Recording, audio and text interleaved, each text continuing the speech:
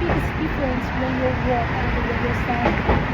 Well, when I'm working 9 to 5, Yeah. but when I'm studying, it's 24 times 7. Hi, are you a PhD student? Yeah, I'm a PhD student. Yeah. Which year are you in now? I'm in my third year now. Third year. Yeah. So what's your major?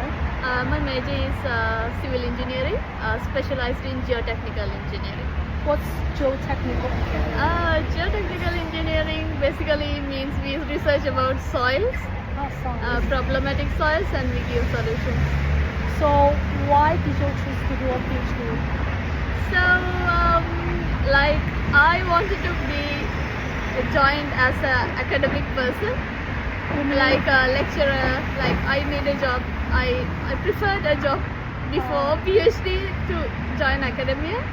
So the main qualification that I need in my country is a master's or a PhD.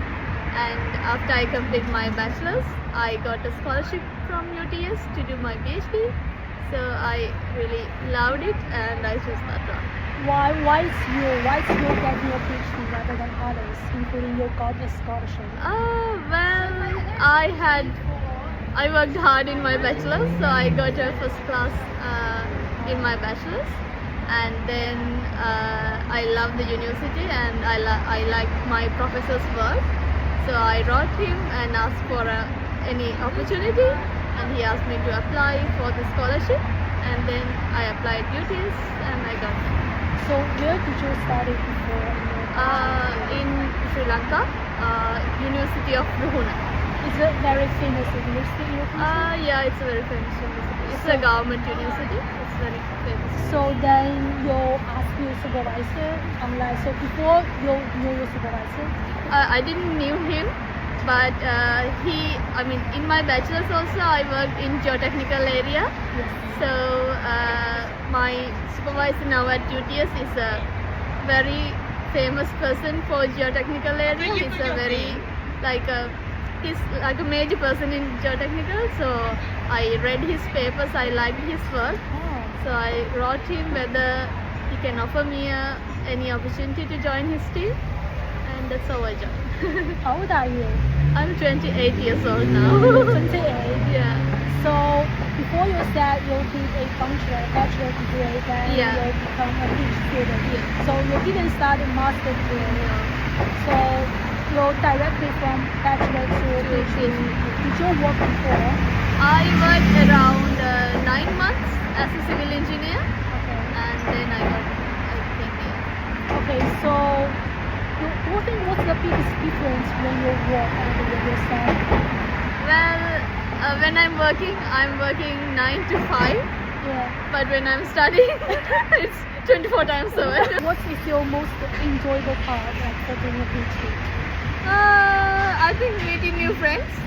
That's the interesting part. Coming to a different country, visiting new places, visiting new people. Learned in my books. I have met them in real life.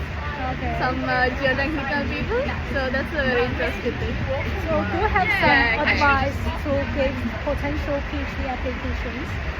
So I'm like, try to improve your qualifications always. Like, try to engage in things, not just academic, but like,